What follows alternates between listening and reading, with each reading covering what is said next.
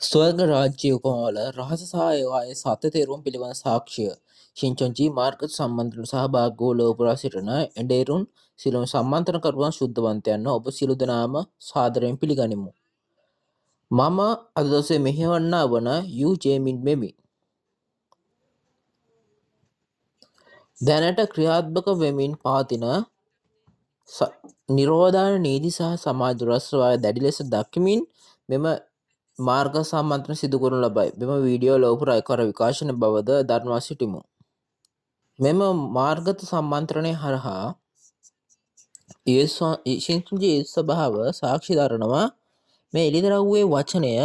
එතකොට සියලුම ඇදහිලිවන්තයන්ට දෙවියන් වහන්සේ විශ්වාස කරන සියලුම ඇදහිලිවන්තයන් දැනගත යුතු එමෙන්ම තේරුම් ගත යුතු හැම කෙනෙක්ම ඔවුන්ගේ මේ වයස ස්ත්‍රී පුරුෂ භාවයෙන් නොසලකා ඒගොල්ලෝ දැනගත යුතු සියලුම දේ ඒගොල්ලෝ දැනගන්න ඕනේ. එතකොට මේ සම්මන්ත්‍රණය සඳහා ලෝපුරා සිටින සියලුම ඇදහිලිවන්තයන් දක්වන දැඩි උනන්දුව සහ සහයෝගය පිළිබඳ මගේ කෘතඥතාව පළ කිරීමට කැමැත්තෙමි. මෙම කාලය තුල අපි උතුම් ඇදහිල්ලේ කාලයක් ලබාගෙන අපි දෙවියන් වහන්සේ තුළ එකම පවුලක් බවට පත් වෙනු ඇතැයි මම අවංකව ප්‍රාර්ථනා කරමි. පළමුව අපි එකට යාඥා කරමින් සම්මන්ත්‍රණය ආරම්භ කරමු. අපි ගොඩක් ස්තුතිවන්ත වන්නා වූ පියණින් දෙවියන් වහන්සේ. අපි ඔබ වහන්සේ මේ ජීවනය වන්නා වූ මේ අපිට වචනය ලබා දීම සම්බන්ධයෙන් ඔබ වහන්සේට අනේක වාරයක් ස්තුතිවන්ත වෙමු. විශේෂයෙන්ම ස්වර්ග රාජ්‍යයේ උපමාවල රහස සහ ඒවායේ සත්‍ය තේරුම් පිළිබඳ සාක්ෂිය එනම් ශිංචොන්ජී මාර්ග සම්මන්ත්‍රණයට ඉඩ දීම ගැනත් ලෝකයේ සෑම ඇදහිලිවන්ත පවුලකටම සත්‍ය වචන ඉගෙන ගැනීමට ඉඩ දීම සම්බන්ධයෙන් ඔබ වහන්සේට ස්තුතිවන්ත වෙමි.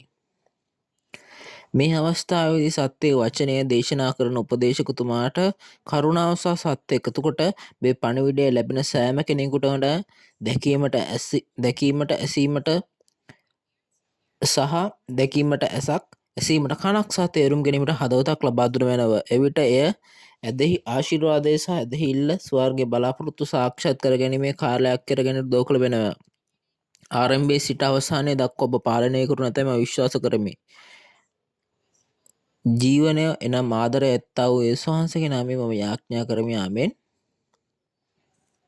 ඔව්. අද පාඩම් අංක 24. එතකොට අද මේකේ මාතෘකාව තමයි කොහොමද නැවත ඉපදීමේ ක්‍රියාවලිය සහ නොපසුබට උත්සාහය විශ්වාසය කියන එක තමයි තියෙන්නේ. එතකොට මේක තමයි මේ ස්වර්ග රාජ්‍ය උපමාන රහසය සත්‍ය තේරුම් පිළිබඳ සාක්ෂියේ මේ පාඨමාලාව අවසන් කරනවා.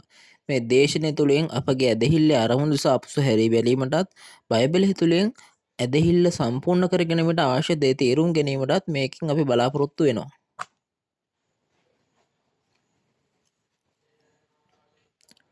ස්වර්ගයේ සදාකාල ජීවන එකම අරමුණු සඳහා වාඩි වී සිටින ඔබ සැමටම මනුෂ්‍ය ප්‍රමීතීන්ට අනුව නොව දෙවියන් වහන්සේ විසින් පිළිගත් ඇදහිලිවන්තයන් ලෙස තව තවත් වර්ධනය වීමට කරුණාවේ කාලයක් ලැබේවා යයි මම ප්‍රාර්ථනා කරමි. දැන් අපි කිම් වූ නාම්ව අපේ බුසාන් යාකොබ් ගෝත්‍ර උපදේශකතුමා අපි පිළිගනිමු.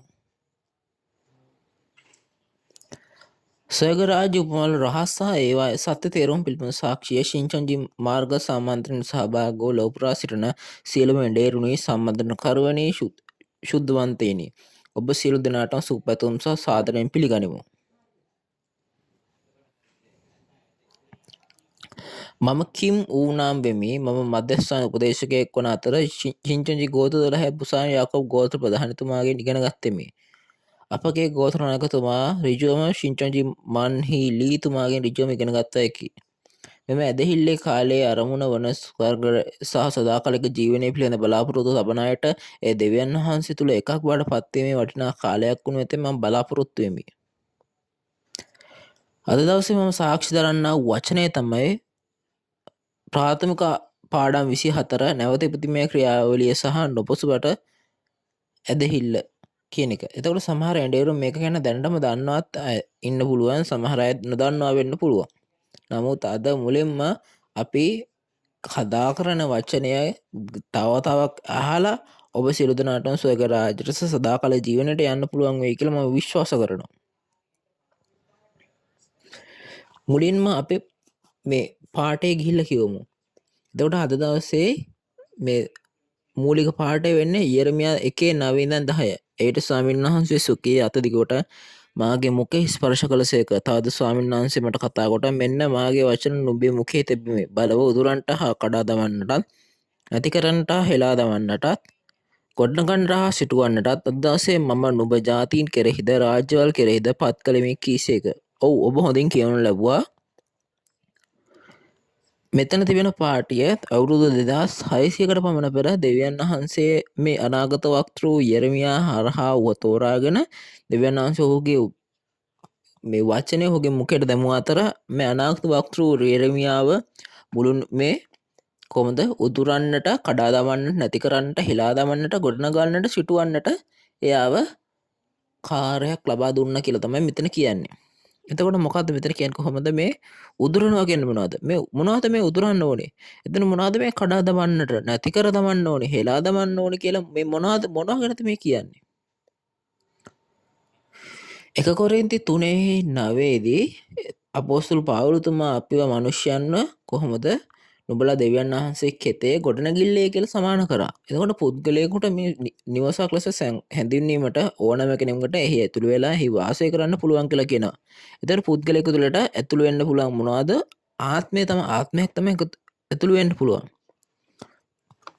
එතකොට මේ ආත්ම දෙකෙන් ආත්ම දෙදෙනාගෙන් කුමන ආත්මය ඇතුළු වන්නේ සහ පාලනය කරන්න යන්න මත පුද්ගලයෙකුගේ හැසිරීම වෙනස් වෙනවා. එබැවින් මේ උපුටා දමනවා කියන්නේ පුද්ගලයෙකුගේ හැදවතේ ඇති වල් පැල අයින් කළා දීම.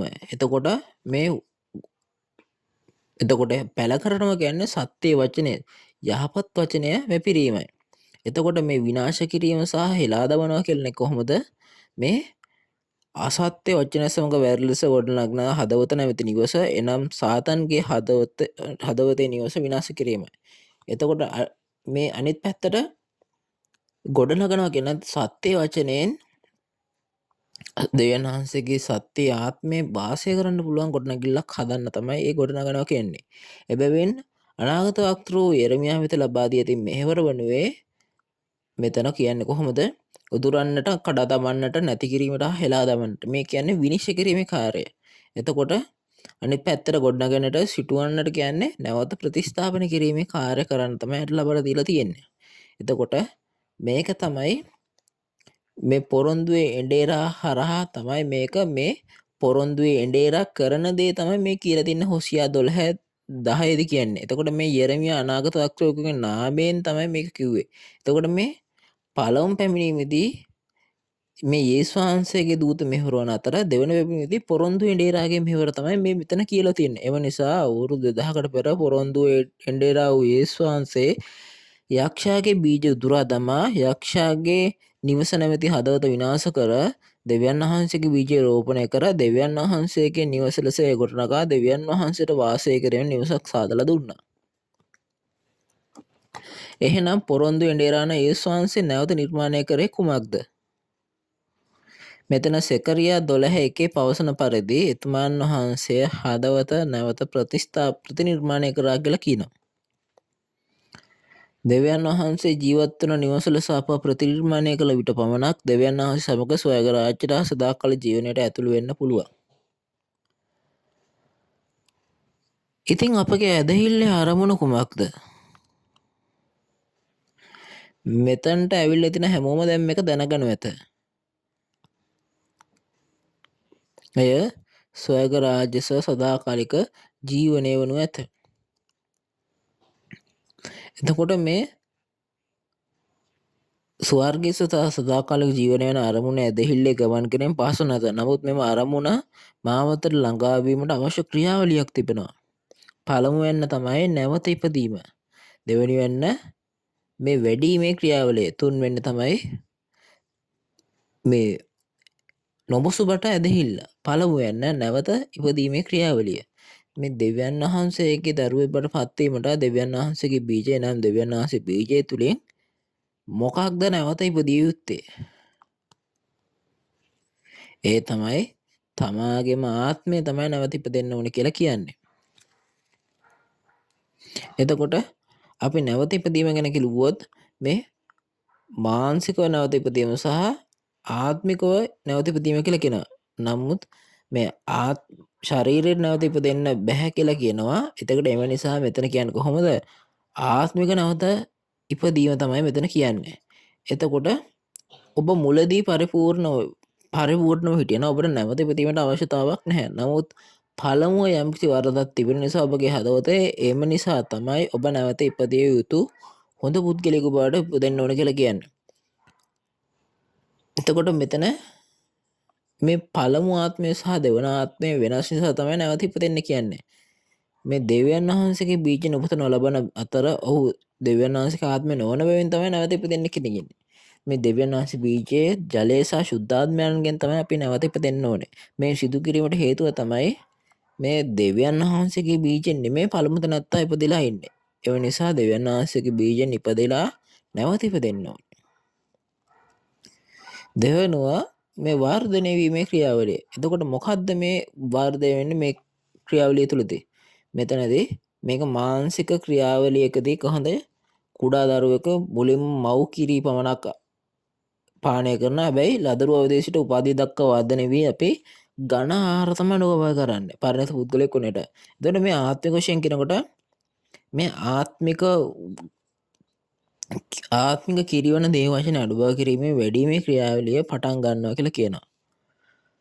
ඔබ හේබ්‍රු 5 සහ 6 ගිහිල්ලා බැලුවොත් මෙතනදී කොහොමද මුල් ගුරුකම සහ මෙතන පරිණත භාවයෙන් මාර්ගය දෙනවා. එතකොට මුල් ගුරුකමේ සිට එතකොට අපේ ආත්මය දෙවියන් වහන්සේ වචනයත් එක්ක මේ ඝන ආහාර ගන්න පුළුවන් පරිණත භාවයට පත්වීමේ ක්‍රියාවලියක් තියෙනවා. මේක තමයි වර්ධනය වීමේ ක්‍රියාවලිය බවට පත් වෙන්නේ. තුන්වන්න මොන වගේ ඇදහිල්ලක් මොන වගේ නොබසු වටන ඇදහිල්ලක් තියෙනවනේ. මේ අදහස් කරන්නේ ඇදහිල්ලේදී එන පීඩා කරදර පරීක්ෂාන් පැමිණෙන්නට ඒවා විඳ දරාගෙන ඒවා දරා ගැනීමේ ඇදහිල්ලක්. එහි ප්‍රතිඵලය වන්නේ ස්වර්ග රාජ්‍ය සදාකාලික ජීවනය. එතකොට අපිට මේ පීඩා සහ කරදර එන්න හේතුව කුමක්ද? මේට හේතුව නම් වර්ග දෙකක දෙවිවරු වෙනත වර්ග දෙකක ආත්මයන් ඉන්න. මෙවුම්කරු දෙවියන් වහන්සේගේ ආත්මය සහ දෙහිල්ලෙන් වැටීමේ ආත්මයන් යක්ෂයාගේ ආත්මය තියෙනවා. මේ බයිබලයේ අවුරුදු 6000ක ඉතිහාසය තුළ දෙවියන් වහන්සේ බොහෝ අනාගත වක්තෘන් සහ ප්‍රේරිතයන් ලැබා ඇත. නමුත් සෑම යුගයකදීම පෙර යුගයේ එඬේරුන් දෙවියන් වහන්සේගේ සියලුම අනාගත වක්තෘවරුන් මරා දැමූහ. එසේ මරා දැමූ අය ඔවුන් ප්‍රාණ පරිත්‍යාගවරු කියලා එහෙම නැත්නම් දිව්‍යදුවන් කියලා අපි කියනවා. ආදම්ගේ පාපයෙන් පසු මේ ලෝකය පාපයේ ලෝකයක් බඩපත් වී දෙවියන් වහන්සේට අයත් අයට පීඩා කරන ලෝකයක් බඩපත් වුණා.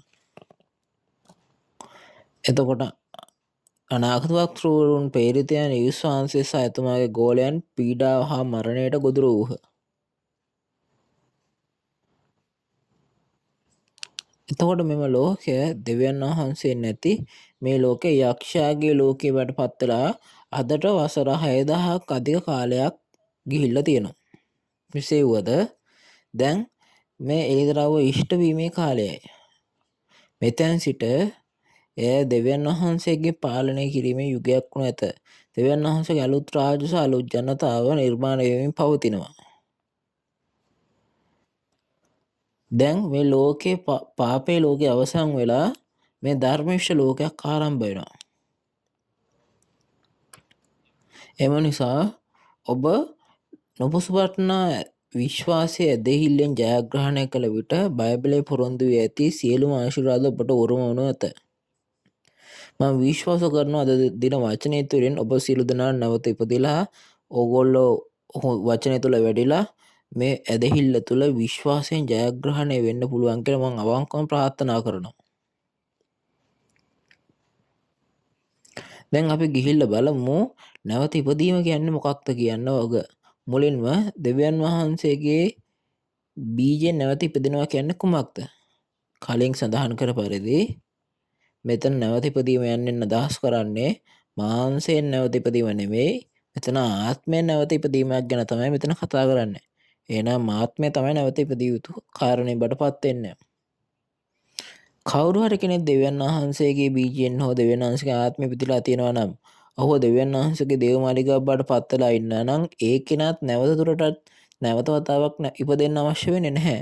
නමුත් මේ සාතන්ගේ බීජයෙන් ඉපදිලා ඉන්න නිසා ඒක නිසා එයා දෙවියන් වහන්සේ දේවමාලිගයක් නෙමෙයි යක්ෂයාගේ දේවමාලිගාවක් තමයි වෙලා තියෙන්නේ. එම නිසා තමයි දෙවියන් වහන්සේගේ බීජය හදාන්න නම් එම ස්ථානය කඩලා බිඳලා තමයි දෙවියන් වහන්සේගේ නිවස හදන්න පුළුවන්. ඒ විදිහට තමයි දෙවියන් වහන්සේගේ ගොඩනැගිල්ල විදිහට හදන්න පුළුවන් වෙන්නේ. මේ පළමු පැමිණීම ගැන යේසුස් වහන්සේ නැවත ඉපදීම ගැන කතා කරනවා. එතකොට අපි ගිහිල්ලා යොහන් 3:3 ඉඳන් 6 ගොස් කියවමු. යේසුස් වහන්සේ උත්තර දෙමින් සැබෑවක් නුඹට කියමේ යමෙක් අලුතෙන් නූපන්නොත් ඔහුට දෙවියන් වහන්සේගේ රාජ්‍ය දකින්න නොහැකි අය ඔහුට කීසේක. නිකොදේමුස් උන්වහන්සේ කතා කොට මිනිසෙක් මහලුව සිටියදී උපදින්නට පුළුවන් කොහොමද? දෙවනිවර මව් කුසට ඇතුළු උපදින්නට පුළුවන් ද උන්වහන්සේට කීවේය. යේසුස් වහන්සේ උත්තර දෙමින් සැබෑවක් නුඹට කියමි යමෙක් වතුරෙන්ද ආත්මයන්ගෙන් නූපන්නොත් ඔහුට දෙවියන් වහන්සේගේ රාජ්‍යයට ඇතුළු වෙන්න බැරිය. මාංශයෙන් උපදින දේ මාංශිකය, ආත්මයන්ගෙන් උපදින දේ ආත්මයය. අවුරුදු 2000කට පමණ පෙර පරිසුරු මේ නිකොදේමුස් නැමැති පරිසියෙක් එයා ඇවිල්ලා යේසුස් වහන්සේ වෙත ගිහිල්ලා අහනවා අපි ඔබ දෙවියන් වහන්සේ පැමිණි ගුරුවරයෙකු බව කියලා කියනවා. යේසුස් වහන්සේ මේ වචන අහලා මෙතන තුන්වෙනි පදේ කියන්නේ කොහොමද දෙවියන් වහන්සේගේ රාජ්‍ය නැවත අලුතෙන් කෙනෙක් නූපන්නොත් මිසෝට දකින්න බෑ කියලා තමයි කියන්නේ. එතකොට මේ ඒ කාලේ හිටපු පරිසවරු යක්ෂයාගේ ආත්මයෙන් යක්ෂයාගේ බීජයෙන් ඉපදිලා ඉන්න දෙවියන් වහන්සේගේ හෝ දෙවියන් වහන්සේ ආත්මයෙන් ඉපදිලා නැති නිසා එම නිසා තමයි නැවත ඉපදෙන්න කියලා කියන්නේ. යේසුස් වහන්සේ කියනවා ස්වර්ග රාජ්‍යයට ඇතුල් වෙන්න පුළුවන් වෙන්නේ ඔබ නැවත ඉපදුනොත් පමණක් බව යේසුස් වහන්සේ කියනවා. නැවත ඉපදීම සඳහා නැවත ඉපදීම යනුවෙන් මේ නැවත වතාවක් ඉපදීම. එතකොට එබැවින් නිකොදෙමුස් කියන්නේ කොහොමද යේසුස් වහන්සේගෙන් ඇසුවේ මිනිසියෙකු මහලු වෙලා ඉන්නකොට කොහොමද එයා නැවත වතාවක් ඉපදෙන්නේ කොහොමද? අනිවාර්යයෙන්ම දෙවෙන වතාවෙදී නැවත ඉපදෙන්න මවගේ ගර්භාෂය තුල වෙන්න බෑ කියලා කියනවා. එතකොට මේ යමෙක් නැවත ඉපදිලා හිටියට පස්සේ ආයෙ මව කුසල තුල ඉපදෙන්න පුළුවන්ද? අපි දන්නවා එහෙම කරන්න බෑ කියන එක උත්තරේ. එහෙනම් අපි කොහොමද නැවත ඉපදෙන්නේ? අපි ගිහිල්ලා 1 පේත්‍රස් 1:23 වචනය ගොස් කියවමු. මක්නිසාද නුඹලා කුණු වෙන්නා වූ බීජ වලින් නොව දෙවියන් වහන්සේගේ ජීවමාන වූ පවතිනා වූ වචනය කරන කොටගෙන කුණු නොවන්නා වූ බීජ වලින් නැවත උත්පාදනය කරනු ලැබුවේ. මෙතනදී කියන්නේ කොහොමද ඔබ මේ කුණු වන්නා වූ බීජෙන් නොව කුණු නොවන්නා වූ බීජ වලින් තමයි උත්පාදනය කරලා තින්නේ. එහෙනම් දෙවියන් වහන්සේගේ ජීවමානව පවතිනා වූ වචනය කරන කොටක තමයි ඉපදිලා තිනවා කියලා කියන්නේ. ඔව්. මෙතන කියන්නේ කොහොමද? දෙවියන් වහන්සේගේ වචන නැමැති බීජය තුලින් නැවත ඉපදිය යුතු බව අපිට කියන්නේ. එතන ලූක් 8:11 දී කියන්නේ කොහොමද? උපමාව නම් මේය බීජ නම් දෙවියන් වහන්සේගේ වචනේ බව කියනු ලැබේ. එබැවින් ඔබට ස්වර්ග රාජ්‍යයට ඇතුළු විය හැක්කේ දෙවියන් වහන්සේගේ වචනේ තුලින් නැවත ඉපදුණොත් පමණි. අපි එමෙන්ම ගිහිල්ලා කියවමු යොහන් 1:1 ඉඳන් 4 දක්වා ඇති වචනේද කියවා බලමු. පටන් ගැන්මේදී වාක්‍යයන්ව සිටිසේක වාක්‍යයන්ව දෙවියන් වහන්සේ අසමග සිටිසේක වාක්‍යයන්ව දෙවියන් වහන්සේ සිටිසේක. උන්වහන්සේ පටන් ගැන්මේදී දෙවියන් වහන්සේ සමග සිටිසේක. උන්වහන්සේ කරන කොටගෙන සියල්ල සාධන ලද්දේය. සාධන ලද කිසිවක් උන්වහන්සේ නැතුව සාධන නොලද්දේය. උන්වහන්සේ තුල ජීවනයේ තිබුණේය. ඒ ජීවන මිනිසයන්ගේ ආලෝකය වූයේය. යොහන් 1:1 තියෙන්නේ කොහොමද? මෙතන පටන් ගැන්මේ වාක්‍යයන්ව සිටිසේක වාක්‍යයන්ව දෙවියන් වහන්සේ සමග සිටිසේක කියලා. එතන 4 වෙනි පදයේදී කියන්නේ කොහොමද? උන්වහන්සේ තුල ජීවන තිබුණේය. ඒ ජීවනයේ මිනිසයන්ගේ ආලෝකය වුණා කියලා තමයි කියන්නේ. එමෙන්ම තවදුරටත් 1 යොහන් 1:1 ඉඳන් 2 ගිහිල්ලා බලුවහම කියන්නේ කොහොමද? ආරම්භයේ සිටම අප අසා ඇති අප ඇස් වලින් දුටු අප දෑතින් ස්පර්ශ කළා වූ ජීවනයේ වචනය ගැන තමයි අපි සාක්ෂි දරනවා කියලා කියන්නේ. මේක තමයි ජීවනයේ වචනය ගැන කියන්නේ. මේ තමයි ජීවනයේ ප්‍රකාශ වුණා කියලා කියන්නේ. එම නිසාවෙන් ආරම්භයේ යන්නා වූ වචනය යනෝ යේසුස් වහන්සේ වඩපත් වෙනවා. පටන් ගැනීමේ වචනය කියන්නේ යේසුස් වහන්සේ. හැබැයි දෙවියන් වහන්සේ වචනය මෙන්න යේසුස් වහන්සේත් වචනය වෙන බැවින් දෙවියන් වහන්සේගේ බීජයෙන් සහ යේසුස් වහන්සේගේ වචනය තුළින් යමෙකුට නැවත ඉපදිය යුතුයි. නැවත වතාවක් දෙවියන් වහන්සේගේ බීජ ලෙස නැවත ඉපදීමට නම් දෙවියන් වහන්සේගේ වචනයෙන් නැවත ඉපදීම වන අතර දෙවියන් වහන්සේගේ වචනයෙන් නැවත ඉපදීමට හේතුවෙන් තමයි දෙවියන් වහන්සේගේ දරුවෙකු බවට පත් වෙලා ස්වර්ග රාජ්‍ය සදාකාලික ජීවනය උරුම කරගන්න පුළුවන් වෙනවා කියලා තමයි කියන්නේ. අපි දෙවියන් වහන්සේගේ බීජ නැවත අපි දෙවියන් වහන්සේගේ දරුවෝ බවට පත් වෙනවා. එසේනම් දෙවියන් වහන්සේගේ දෙවෙනි පැමිණීමේදී දෙවියන් වහන්සේගේ දරුවන් බවට පත් වෙන්නේ කවුද? ඔයගොල්ලෝ දැනටම මේ 4 වෙනි පාඩම මේ ප්‍රාථමික පාඩම් අංක 4ේදී බීජයේ කෙත ගස කුරුල්ලා යන උපමා කළ පාඩම තුලින් අපි දැනටම දන්නවා කියලා හිතනවා. මතෙව් 13:24 ඉඳන් 30 සහ 37 ඉඳන් 43 වචන වලට අනුව මේ යේසුස් වහන්සේගේ කෙතේ වර්ග දෙකක බීජ දෙකක් අස්වැන්න නෙලෙන කාලය දක්වා වර්ධනය වෙනවා කියලා කියනවා. මෙම අවස්ථාවේදී දෙවියන් වහන්සේගේ බීජෙන් ඉපදිච්ච අය සහ යක්ෂයාගේ බීජයෙන් ලෙස ඉපදුණු අය ඉන්නවා. දෙවියන් වහන්සේගේ බීජෙන් උපන් අය දෙවියන් වහන්සේ පුත්‍රයන් වන අතර ඔවුන් අස්වැන්න විදියට නෙලෙනවා. ඔවුන් ස්වර්ගයේ අටුවත ගෙනියනවා. ඊට ප්‍රතිවිරුද්ධව යක්ෂයාගේ බීජෙන් උපන් අයව යක්ෂයාගේ පුත්‍රෝ වෙලා අස්වැන්න නෙලා ගන්නේ නැතුව ඔවුන් කෙතේ සිට නිරයට යනවා කියලා කියනවා. මෙතන ඉන්න සියලුම දෙනා අද දවසේ මේ අස්වැන්න නෙලන කාලයයි. දෙවියන් වහන්සේගේ දරුවෙක් නම් ඔහු අස්වැන්න නොවිය යුතුද? එහෙම නැත්නම් කෙතේ රැඳී සිටිය යුතුද? එමෙන්ම මතේ වටේ 11 ඉඳන් 12ට දක්වා කිව්වහම මෙතනදී කියන කොහොමද නැගෙනහිරින් සහ බස්නාහිරින් අස්වැන්න විදියට වෙලා මේ රාජ්‍ය පුත්‍රයන්ගේ ස්ථාන අල්ලා ගන්න කට්ටිය ඉන්නවා කියලා කියන. එතකොට මේ නැගෙනහිරින් හා බටහිරින් අස්වැන්න නෙලන අය එළිදරව් හතෙහි අලුත් රාජ්‍ය ගෝත්‍ර 12 ස්වර්ගයට එන ඇත. නමුත් රාජ්‍ය පුත්‍රයන්ව එළිදරව් හයේදී එළියට දානවා. වුණ දෝෂ සාම්ප්‍රදායික ස්වභාව ලෙස නිරයට යනු ඇත කියලා තමයි කියන්නේ. මේ වචන අසන සියල්ලෝම කෙතේ ඉන්නේ නැතුව අපි සියලු දෙනාම දෙවියන් වහන්සේගේ සැබෑ පුත්‍රයෝ බවට පත් වූ අස්වැන්න නෙලවූ. එම නිසා දෙවියන් වහන්සේගේ සැබෑ පුත්‍රයෝ දෙවියන් ස්වාමීන් වහන්සේගේ දෙවෙනි පැමිණීම කාලේදී දෙවියන් වහන්සේගේ එළිදරව් 7 17 සහ 21 දෙවියන් වහන්සේගේ බීජ ලෙස නෙලා ගන්න අතර මේ 1,44,000 ගෝත්‍ර 12 බවට පත් වෙනවා. ඔවුන් අස්වැන්න නෙලා මුද්‍රා තබා තමයි තිබෙන්නේ.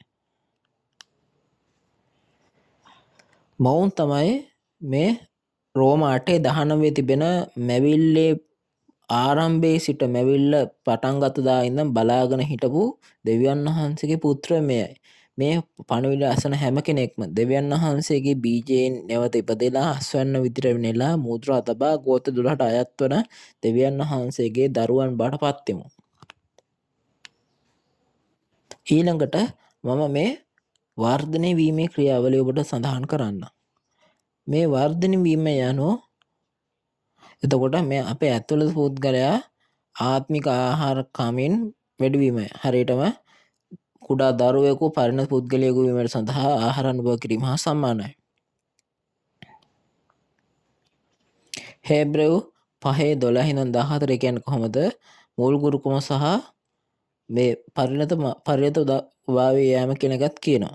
මෙතනදී කියන්නේ කොහොමද? මේ කාලය ප්‍රකාරව නුඹලා ගුරුවරයෝ තිබිය නමුත් දෙවියන් වහන්සේගේ මූල ගුරුකම ඔබට කවුරු හරි කියලා දෙන්න ඕනේ කියලා.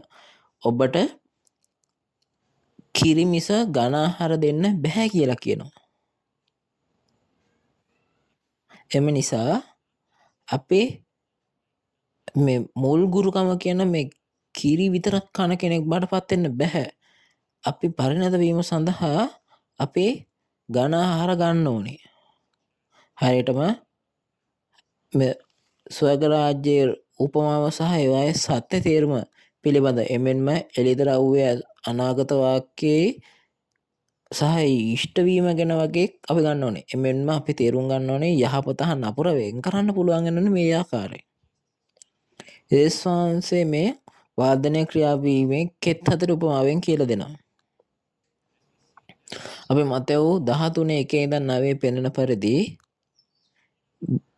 වචනේ බීජය උපුරන විට මේ ගල් කෙත තියෙනවා, මග අසල වැටුණු ගැට කියනවා, කටු අතර සහ හොඳ පස ඇති වෙච්ච බීජ තියෙනවා. යේසුස් වහන්සේ මේ කෙත් හතර මේ විදිහට තමයි කියලා දෙන්නේ. මුලින්ම මග දිගේ වැටුණු බීජ යනෝ කුරුල්ලෝ ඇවිත් ඇවිල් කාලා ඒක කනවා කියලා කියනවා. එතකොට යක්ෂයාවිත් එයාගේ හිතේ ඒක මේ එයාගේ හදවතේ වචනේ ඇතුළට ගියේ නැති නිසා යක්ෂයාවිත් එයාගේ වචනේ අරගෙන විශ්වාස කිරීම වළක්වන්න පටන් ගන්නවා. ඊළඟ තමයි මේ ගල් අතර වැටුණු බීජ. එතකොට මේ ඉර පායන විට මුල් සිඳී යන පැල. ඔවුන් තමයි වචනේ සතුටින් අරගෙන, නමුත් ඔවුන් තුළ මූලයක් නොමැති නිසා ඔවුන් ටික වේලාවක් විශ්වාස කරනවා. නමුත් පරීක්ෂා කරන විට ඔවුන් ඇදහිල්ලේ වැටෙන්න බඩපත් වෙනවා. ඔවුන් තමයි පරීක්ෂාවේ කාලයේදී ඇදහිල්ලෙන් වැටෙන කට්ටිය බඩපත් වෙන මේ කට්ටිය. ඊළඟට තමයි කටු කෙත. එතකොට මේ කටු අතර වැටුණු වචනේ කියන්නේ කොහොමද? මේ වචනය ආසා ඒගොල්ලෝ ජීවිතේ කරදර, ධනය, සැප සම්පත් නිසා පළ දරන්න බැරි කෙනෙක් වෙනවා කියලා තමයි කියන්නේ. එතකොට දැන් මේ හොඳ එනම් 100ක් ගුණයක්, 60 ගුණයක්, 30 ගුණයක් අස්වැන්න ලබා දෙන හොඳ පස කුමක්දයි බැලීමට අපි ලූක් 8:15 කියවා බලමු. සර්වමේ ඒවා නම් අවංක වූ යහපත් සිතින් වචනය අසා තදින් අල්ලාගෙන ඉවසීමෙන් පළ දරන්නෝය. එතකොට මෙතන කියන්නේ කොහොමද? මේ හොඳ පස නම් අවංක වූ යහපත් සිතින් වචනය අසා තදින් අල්ලාගෙන ඉවසීමෙන් පළ දරන්නෝය කියලා තමයි කියන්නේ. එතකොට මේ වචනයට සවන් දෙන සියලුම දෙනාගේ හදවත් තුළ මේ ජීවනයේ වචන රෝපණය වේ, වර්ධනය වෙලා යහපත් කෙතක් බවට පත්වලා ස්වර්ග රාජ්‍ය සදාකාලික ජීවනයට ඇතුල් වෙන ඇතැයි මම බලාපොරොත්තු වෙමි. එතකොට මේ නැවත ඉපදීමේ ක්‍රියාවලිය දැක්කා වගේ අපු සියලු දෙනාටම නැවත ඉපදීමේ ක්‍රියාවලියට යන්න පුළුවන්. එතකොට මොකද්ද මේ නැවත ඉපදීමේ ක්‍රියාවලියේ වඩා වැදගත්ම දේ මොකක්ද? මේ නොපුසු වටනා ඇදහිල්ල තමයි ගොඩක්ම අවශ්‍ය වෙන්නේ. එතකොට මේ නොපුසු වටනා ඇදහිල්ල තුළ තමයි අපිට පීඩා, කරදර සහ පරීක්ෂාන් පැමිණෙනට විඳ දරා ගැනීමට හේතු සලස්වන්නේ මේ නොපුසු වටනා ඇදහිල්ල තුළ. යේසුස් වහන්සේ ලූක් 18:8 පැවසුවේ මනුෂ්‍ය පුත්‍රයා එන කල්ලි පොළවේ ඇදහිල්ල සම්භව වේද කියලා තමයි අහන්නේ. එබැවින් යේසුස් වහන්සේගේ වචනය අනුව සැබෑ ඇදහිල්ලක් ඇති අය එතරම් නොමැති බවට පෙනෙනවා. එතකොට ඒ තමයි දෙවන පැමිණීමේ කාලයේදී මේ යේසුස් වහන්සේ වචනයට නො සිද්ධ වෙන්නා වූ ඉෂ්ට වීම. එතකොට අද දවසේදී ස්වාමීන් වහන්සේගේ දෙවන පැමිණීම කාලය අපිට ගොඩක් වැදගත් කාලයක්. බයිබලයේ අනාගත වාක්‍ය කියන කොහොමද? මෙතන පරීක්ෂාවන්, පීඩා පවතින බව කලින් අනාගත වාක්‍ය කියනවා. එතකොට දෙවෙනි පැමිණීමේ වචන නිසා මේක මොන වගේ වෙන්නේ කියන එක අපි ගිහලා බලමු. යේසුස් වහන්සේ මේ පීඩාව සහ හිංසාව පොරොන්දු වෙන ඉරාට සහ දෙවියන් වහන්සේ රාජ්‍ය ජනතා අත්න දුක් වේදනා ගැන අනාගත වාක්‍ය කියා තිබෙනවා. අපි ගිහිලා ලූක් 17:25 ගොස් කියවමු. නමුත් පළමු කොට ඔහු බොහෝ දුක් විඳ මේ පරම්පරාව විසින් එපා කරනු ලබන ඕනෑය. යේසුස් වහන්සේ කියනවා මේ අනාගතයේදී මුලින්ම මේ පරම්පරාව විසින් එපා කරනු ලබත් බොහෝ දුක් විඳින්න ඕනි කියලා කියනවා. මෙතනදී කියන්නේ මේ ඔහු කියන්නේ මේ යේසුස් වහන්සේ කියලා නෙමෙයි කියන්නේ. මේ කියන්නේ දෙවෙනි පැමිණීමේදී පොරොන්දු වෙන්න ඉරාගෙන තමයි කියන්නේ. එමෙන්ම යොහාන් 16:1 ඉඳන් 4 කියන්නේ කොහොමද? යේසුස් වහන්සේ කියන්නේ ඔබ මරන්නා තැනැත්තා මේ දෙවියන් වහන්සේගේ රාජ්‍යයට පඬුරක් ඔප්පු කරනවා කියලා තමයි හිතන්නේ. මේ විදිහේ කට්ටිය තමයි අපි දෙවියන් වහන්සේ අදහනම කට්ටිය තමයි අපි මරනවා කියලා කියන්නේ. අද දවසේදී පවා එතකොට හරිම දුක්ඛදායකයි. මේ සිංචොන්ජි සභාවේ සමාජිකයන් ඇදහිල්ල නිසාම ඒගොල්ලෝ 4 දිනක්ක පීඩා කරලා මරා දැමලා තිබෙනවා. 1 යොහාන් 3:15 පවසන්නේ මෙතන කහන්න කොහොමද? සහෝදරයෙකුට වෛර කිරීමත් මිනීමේරීමක් බවයි. මේ ආගමික ලෝකයේ වෛරය යනු පීඩාවයි. වෙන වචන වලින් කිව්වොත් ඔබ විවිධ මනුෂ්‍යයන්ට විවිධ නිකායන් සහ විවිධ ධර්මයන් නැති මනුෂ්‍යයන්ට ඔවුන්ට අකමැති නම් ඒක තමයි ආගමික වෛරය කියන්නේ. මේ වෛරය තමයි පීඩා ඇති කරන්නේ. මේක තමයි දෙවියන් වහන්සේගේ සමය ආත්මික ඝාතනයක් කියලා කියන්නේ. එවැනි පීඩා සහ වෛරය පුද්ගලයෙකුගේ ආත්මය විනාශ කර දමනවා. ඒ වගේම ඇදහිල්ලට නැති කරලා දමනවා. මෙන්න මානසික මිනිමැරීමකට පාතුරු දෙනවා කියලා තමයි කියන්නේ. මතෙව් 19 පරිච්ඡේදයේදී පවසන්නේ යේසුස් වහන්සේ කියන්නේ කොහොමද? ඔවුන් මේ මනුෂ්‍යයන් ඔවුන් මන්ත්‍රණ සභාවලට බාර දෙන බවත්, දෙමව්පියන් සහ දරුවන්, සහෝදරයන්, නැන්දම්මා සහ ලේලිය අතර එකිනෙකා සටන් කර මරා දමනවා කියලා මෙතන කියනවා. අපි ගිහිල්ලා මතෙව් 10:16 ඉඳන් 23 ගොස් කියවමු. වෘකයන් මැදට බැටළුවන් මෙන් මම නුඹලා යවමි. එයින් සර්පයන් මෙන් නුවණ ඇතිව පරවියන් මෙන් අහිංසකව සිටින්න. නමුත් මනුෂ්‍යයන්ගෙන් ප්‍රවේශ සම්පන්න මක්නිසාද ඔවුන් නුඹලා මන්ත්‍රණ සභාවලට පාවා දී ඔවුන්ගේ සිනගෝගවලදී නුඹලාට තලනවා ඇත. ඔවුන්ටද අන්‍ය ජාතීන්ටද සාක්ෂියක් පිණිස නුඹලා මා නිසා ආණ්ඩුකාරයන්ද රජුන්ද ඉදිරියට ගෙන යනු ලබනවා ඇත. නමුත් ඔවුන් නුඹලා පාවා දෙන කල නුඹලා කතා කරන්නේ කෙසේද? කුමක්ද සිතා කනගාටු නොවන්න. මක්නිසාද නුඹලා විසින් කිය යුතු දේ ඒ පැයදී නුඹලාට දෙනු ලබන්නේය. මක්නිසාද කතා කරන්නේ නුඹලා නොව නුඹලා තුල කතා කරන නුඹලාගේ පියාණන්ගේ ආත්මය නොය. තවද සහෝදරයා සහෝදරයාද පියා තමාගේ දරුවාද මරණයට පවා දෙන්නෝය. දරුවෝද මව්පියන්ට විරුද්ධව නැගිට ඔවුන් මරණ පත් කරන්නෝය. නුඹලා මාගේ නාමය නිසා සියල්ලන් විසින් වෛර කරනු ලබන්නෝය. නමුත් අන්තිම දක්වා ස්ථිරව සිටිනවා ගැලවෙන්නේය. ඔවුන් එක් නුවරකදී නුඹලාට පීඩා කරන කල ඊළඟ නුවරට දුවන්න. මක්නිසා සැබෑවක් නුඹලාට කියමේ. මනුෂ්‍ය පුත්‍රයා එනතෙක් නුඹලා ඊශ්‍රායල්ගේ සියලු නුවර ඇවිද කෙලවර නොකරන්නහුය. මෙතනදී කියන්නේ කොහොමද? ඔබව මේ මන්ත්‍රණ සභාවලට ගිහිල්ලා තියෙනවා කියලා කියනවා. මෙන්න මාගේ නාමය නිසා සියල්ලෝම වෛර කරන ලබනවා කියලාත් කියනවා. මෙතනදී සඳහන් කර විදිහට අනාගත වාක්‍ය කියලා තියෙන විදිහට දෙවියන් වහන්සේගේ රාජ්‍යයේ මේ බොරු එඬේරුම් සහ මෙහෙවර කරන්න සහ ලෝකේ බලවතුන් විසින් පීඩා කරන ලබන බව අනාගත වාක්‍ය කියලා තියෙනවා. එතකොට ශින්චොන්ජී ජනතාව මේ විදිහට අද දවසේ වෙනකම්ම මේ විදිහට මෙහෙවර කරන්නන් විදිහට සියලුම දෙනාම ඒගොල්ලෝ පීඩා විඳිනවා. මේ වචන ඉෂ්ට වුණා තිනවා. මේ පීඩාවට හේතුව තමයි වර්ග දෙකක දෙවිවරු එනතම් වර්ග දෙකක ආත්ම තිබෙන නිසා. නොවාගේ කාලයේදී පෞගල ආදම්ගේ ලෝකයේ ගං අතරින් විනාශ වුණ නමුත් නපුරාව විනාශ කරන්න බැරි වුණා. එම නිසා මනුෂ්‍යයන් දිගටම පව් කරමින් සිටියා. කෙසේ වුවද මෙතනදී කියන කොහොමද මේ නපුරු ආත්මය එලිදා පොතේ ඉෂ්ටයේදී අල්ලගෙන හිර කරනවා කියලා කියනවා.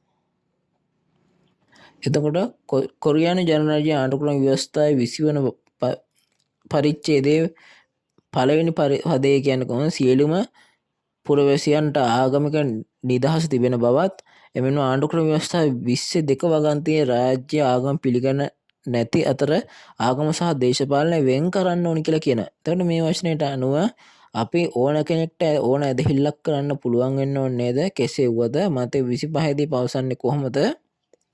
යේසුස් වහන්සේ කියනවා මෙතන දෙවියන් වහන්සේගේ අසාධාරණ ලෙස සිරගත කර දුක්ඛෙන් දෙවියන් වහන්සේගේ මෙහෙවර කරන්න සිටින බව කියනවා. ලෝක 22 යේසුස් වහන්සේ සිය ගෝලයන් පවසන්නේ එතකොට මාගේ සියලු පරීක්ෂාවලදී ඔබ සැම විටම මා සමග සිටින බවයි. මෙන්ම මාගේ පියාණන් වහන්සේ මට රාජ්‍ය භාර දී ඇති ආකාරයටම මමද නුඹලාට මේ ඊශ්‍රායල ගෝත්‍ර 12 පාලනය කිරීමට ලබා දෙනවා කියලා පොරොන්දු වෙනවා. මම විශ්වාස කරනවා මේ වචන අහන්නව සියලුම දෙනාම මේ පීඩා කරන්නන්ගේ පැත්තේ ඉන්නේ නැතුව දෙවියන් වහන්සේගේ රාජ්‍ය සදාකාලික ජීවනය උරුම කර ගැනීම සඳහා දුක් වේදනාවලට සහභාගී වුණු දෙවියන් වහන්සේගේ දරුවන් බවට පත් වේ කියලා විශ්වාස කරනවා. එබැවින් රෝම 8:17 සිට 18 දක්වා කියන විදිහට කියන්නේ කොහොමද? මේ අපි මහිමයට පත් වීමට නම් අප දුෂ්කරතාවද එකට බෙදා ගන්න ඕනේ කියලා කියනවා. එතකොට අපේ වර්තමාන දුක් වේදනා අප තුළ හෙළිවන මහිමය සමග සැසඳීමට නුසුදුසු බව කියලා තියෙනවා.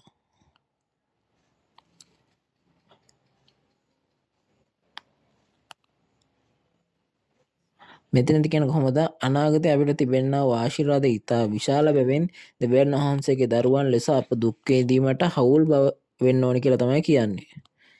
මේ දුෂ්කරතා සහ පීඩා සහ විඳදා ගැනීම හැකි වීමෙන් තමයි අපිට පීඩාව දරා ගන්න පුළුවන්කම ලැබෙන්නේ. ඊළඟට අපි හේබ්‍රයව 10:36 ගොස් කියවමු. මක් නිසා දෙවියන් වහන්සේ කැමැත්ත කළ පසු පොරොන්දුව ලබන පිරිස නුඹලාට ඉවසිල්ල ඕනෑය. මෙතනදි කියන්නේ කොහොමද? දෙවියන් වහන්සේ කැමැත්ත ඉෂ්ට කිරීමට ඉවසිල්ල ඕනෑව කියලා තමයි කියන්නේ. එතකොට එම නිසා කියන්නේ ඔබ සියලු දෙනාගෙන්ම ඉල්ලා සිටින්නේ මේ ඇදහිල්ල ඉවසීමේ ඇදහිල්ල තුළින් ස්වර්ග රාජ්‍ය සදාකාලික ජීවනය ලබා ගන්න පුළුවන් වෙන කියලා ප්‍රාර්ථනා කරනවා. මෙම අවස්ථාවේදී මම අද දවසේ සාරාංශගත කරන්න. එතකොට අපේ දෙල්ල අරවුණු ස්වර්ග රාජ්‍ය සහ සදාකාලික ජීවනයයි. මෙම ක්‍රියාවලියට යෑම සඳහා මුලින්ම අවශ්‍ය වන්නේ නැවත ඉපදෙලා අප තුළ බීජයෙන් වර්ධනය වෙලා තුන්වැන්න අපි මේ ඉවසීමේ ඇදහිල්ලක් තබා ගන්න ඕනේ. එහෙනම් අපි නැවත ඉපදිය යුතු බව කියන්නේ කොහොමද? දෙවියන් වහන්සේගේ බීජයෙන් ඉපදලා නැති නිසා තමයි ඉපදෙන්න ඕනේ කියන්නේ. එබැවින් පළමුව අපේ ආත්මය දෙවියන් වහන්සේගේ දරුවෙක් බවට පත් වීමට නම් දෙවියන් වහන්සේගේ බීජයෙන් ඉපදිය යුතුයි. මේ ඊළඟට වර්ධනයේ ක්‍රියාවලිය යනෝ මේ යමෙකු මුල් ගුරුකමේ වචන වලින් පටන් අරගෙන පරිණත වේ වචන දක්වා වර්ධනය වීමේ ක්‍රියාවලියයි. ඊළඟට ඉවසිල්ලේ ඇදහිල්ල යනෝ අපගේ නොවනස් වන්නව ඇදහිල්ලෙන් පීඩා කරදර පරීක්ෂාවන් පැමිණීමට විඳ දරාගෙන ඒ වගේම ඒවා ඉවසීමෙන් නොවෙනස් වන ඇදහිල්ලක් තබා ගැනීම බවට පත් වෙනවා. මතෙව් 24:13 යේසුස් වහන්සේ පැවසුවේ අවසානයේ දක්වාම ඉවසන අය විඳ දරා ගන්න අය ගැලවීම ලබන බවයි. අද දින වචන සම්බන්ධන සෑම කෙනෙකුටම නොපසුබටන ඇදහිල්ලෙන් ජයග්‍රහණය කළ ස්වර්ග රාජ්‍ය සහ සදාකාලික ජීවනය උරුම කර ගන්නා දෙවියන් වහන්සේගේ දරුවන් බවට පත් වේවායි මම ප්‍රාර්ථනා කරමි. ඔබ අද දවසේ හොඳින් ඇහුම්කන් දුන්නාද? එතකොට අද දවසේ මේ ස්වර්ග රාජ්‍යයේ රහස් සහ සැබෑවේ පිළිබඳ මේ මූලික සම්මන්ත්‍රණය අවසන් වෙලා අද මේ සම්මන්ත්‍රණ මාලාව අද දවසේ අවසන් වෙන. ඊළඟ කතාවේදී ඊළඟ පාඩමේදී අපි ඉගෙන ගන්න පැරණි සහ අලුත් ගිවිසුමේ පරිච්ඡේද වලින් එළිදරව් කිරීම පිළිබඳ මේ ද්විතීයික සම්මන්ත්‍රණ මාලාව පටන් ගන්නවා. ඊළඟ පාඩමේ සිට මේ ප්‍රාථමික මට්ටමට වැඩි නිසා මට වඩා වචනය හොඳට ලබා දෙන උපදේශකතුමෙක් ඇවිල්ලා තමයි වචනය ගැන සාක්ෂි දෙන්නේ. මෙම මේකට සහභාගි වෙලා මේ කරුණාවේ සහ අවබෝධ කර ගැනීම වටිනා කාලයකට සහභාගී වෙන තැයි මම විශ්වාස කරනවා. අවසානයේදී අපි දෙවියන් වහන්සේ තුල සහ යේසුස් වහන්සේ තුල වන් යන අර්ථයෙන් කෑගසමින් අවසන් කරමු. අපි ජාති ආගම් කුල ඉක්බලා දෙවියන් වහන්සේ තුල එකයි. we are one. අපි හැමෝම එකට යාඥා කරමු. ගොඩක් ස්තුතිවන්ත වන්නා වූ ස්තුතිය සාගත පියණි දෙවියන් වහන්ස අපේ ඔබ වහන්සේගේ කරුණාව සහ ආදරය සම්බන්ධයෙන් ඔබ වහන්සේට අවංකව ස්තුතිවන්ත වෙනවා. අද දවසේ මේ අවස්ථාවේදී ලෝපුරා සිටින සියලුම මෙණ්ඩේරුන් සහ සියලුම ශුද්ධවන්තයන් එකට එකතු වෙලා දෙවියන් වහන්සේගේ වචනේ බෙදාගත්ත. අද දින මේ වචනය තුලින් ඔබට ඔබ ඉල්ලා සිටුවෙන් සැබෑ දෙවියන් වහන්සේ වන ඔබවත් සත්‍ය වචනය අවබෝධ කරගෙන සැබෑ දෙවියන් කෙරේ ඇදහිල්ල වැඩි කරගන්න ජනතා බවට පත් කිරීමට අවශ්‍යතාව ලබා දෙන බවයි. පියනි දෙවියන් වහන්ස සාක්ෂි දරන බොහෝ වචන ඇත. එබැවින් කරුණාකර මේ සිටින සියල්ලන්ටම මේ අවසානය දක්වා සිටීමට උදව් කරන්න. ඔවුන් සියලු දෙනාට දෙවියන් වහන්සේගේ වචනය තුළින් ස්වර්ග රාජ්‍ය සදාකාලික ජීවනය සොයා ගැනීමට බලාපොරොත්තු ඇති සැබෑ දරුවන් බවට පත් වීමට හැකියාව ලබා දෙනු වෙනව. මේ සියලුම දේවල් යේසුස් වහන්සේගේ නාමයෙන් ආඥා කරමි. ආමේන්. අවසානය දක්වා සවන් දීම ගැන ඔබ සියලු දෙනාට ස්තුතියි. එතකොට අපි හරියට වෙන් කර හඳුනා ගමු. අපි හරියට වෙන් කර හඳුනා ගමු දෙවියන් වහන්සේගේ දරුවෝ සහ යක්ෂයාගේ දරුවෝ ගැන කවුද කියනවක. අපි මේකට එකතු කරන්නටකයි අඩු කරන්නත් නෑ එළිදරව් පොතේ. ඔබ මෙහෙනම්ම මේ මුළු එළිදරව්වම ඉෂ්ටයම දැකපු කෙනගේ මේක අහන්න ඕනේ නැද්ද? මේක අහලා ඕගොල්ලෝ මේක විශ්වාස කර තබාගෙන එහෙනම් දන්නේ නැත්තම් මේක වෙන කෙනෙක්ගෙන් අහන්න ඕනේ. කොහෙද මේ සාක්ෂි මණ්ඩප දේවමාලිගාව තිබෙන්නේ? මෙතනින් තමයි තියෙන්නේ. මොකද මම මේක දැකපු නිසා. එහෙනම් ඔබ මෙතනට ගිහිල්ලා අහන්න ඕනේ නැද්ද මේක විශ්වාස කරන්න? ඔව්. ඔබ සියලු දෙනාටම මේ සම්මාන්ත්‍රණයට සහභාගී වූ සියලුම දෙනාටම කෘතඥතාවක පළ කිරීමට කැමැත්තෙමි. ජනවාරිට මේ දක්වාම සහභාගී වූ සියලුම පෙර පැවති දේශනා YouTube නාලිකාවේ ඕනම වෙලාවක සිට පහසුවෙන් නැරඹිය හැක. එබැවින් කරුණාකර එය ඔබගේ ආත්මය පුරවන ජීවනයට ආහාරයක් ලෙස භාවිතා කරන්න. ලබන සතියේදී මෙම අවස්ථාවේදී ඔබ වීඩියෝ දුටු පරිදි ද්විතීක පාඨමාලාවේ පළමු දේශනය එනම් පරණ සහ අලුත් ගිවිසුමේ පරිච්ඡේද ලෙස එළිදරව්වේ සාක්ෂිය යන්න වග මාතෘකා යටතේ පවත්වනවා. විශේෂයෙන් පළමු දේශනයේදී අලුත් ගිවිසුමේ පොරොන්දු එඬේරා වන ෂින්චොන් ජී සභාවේ සභාපතිතුමා පැමිණ ජීන වචනය සහ මේ ද්විතීක පාඩම්වල හරය ගැන සාක්ෂිය දෙන අතර එමගින් ද්විතීක සම්මන්ත්‍රණ ඔක්කොම 25ක් තිබෙනවා කියලා තමයි කියන්නේ. එයින් තමයි පටන් ගන්න. අපි බයිබලයේ ස්වර්ග රාජ්‍යයේ රහස සහ ඒවායේ උපමාවේ සැබෑව පිළිබඳ ගිහින් බැලුවා. මේ මුල් ගුරුකම ඊළඟ මධ්‍යම ද්විතීක සම්මන්ත්‍රණය තුළ දෙවියන් වහන්සේ වචනේ ගැඹුරින් සහ මේ පැරණි හා අලුත් ගිවිසුමේ එක් පරිච්ඡේද හාරා බැලීමට අවස්ථාවක් අපිට හම්බ වෙනවා. එතකොට මේ සඳුදා සහ බ්‍රහස්පතින්දා දිනයන්නේ අද වගේම පෙරවරු 10ට පාත්වනවා කියලා තමයි කියන්නේ. එතකොට ඔබ සියලු දෙනාටම මේටත් සහභාගී වෙලා බයිබලයේ සටහන් කර ඇති දෙවියන් වහන්සේගේ කැමැත්ත සහ සැලැස්ම සම්පූර්ණයෙන් වටහා ගන්නව ඇතයි මම බලාපොරොත්තු වෙමි. ඔබට අද ඇසුණු පණිවිඩයට අමතරව යේසුස් වහන්සේගේ සභාව පිළිබඳව සහ ඉගැන්වීම් පිළිබඳ වැඩිදුර ප්‍රශ්න හෝ විමසීම් තිබේ නම් කරුණාකර තිරේ පෙන්වා ඇති එක් ගෝත්‍ර නියුත අංකය අමතන්න. අපි ඔබට වඩාත් විස්තරාත්මකව සහ කාරුණික මඟ පෙන්වන්නෙමු.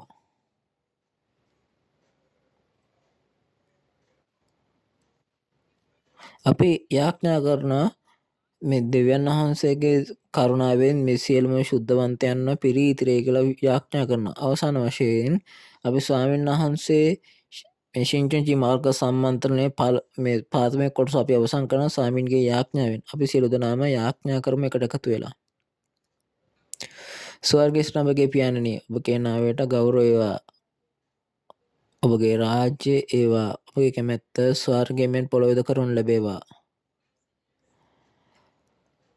අපගේ දවස් පුතා භෝජනය අපට අද දවසේදී ලබා දුන වෙනව. අපේ ණයකාරන්ට අප කමා කරන්නාක් වෙන් අපගේ ණයත් අපට කමා කළ මැනව. පරීක්ෂාවට අප නොපුණුවන් නපුරාගෙන් අප ගලවා ගත මැනව. රාජ්‍යද බලයද මහිමේද සදා කාලයෙන් සදාකාලට ඔබ වහන්සේගේය. ආමෙන්. අද දවසේ අපි සමග එකතු වුණු සියලු දෙනාට ගොඩක් ස්තුතියි.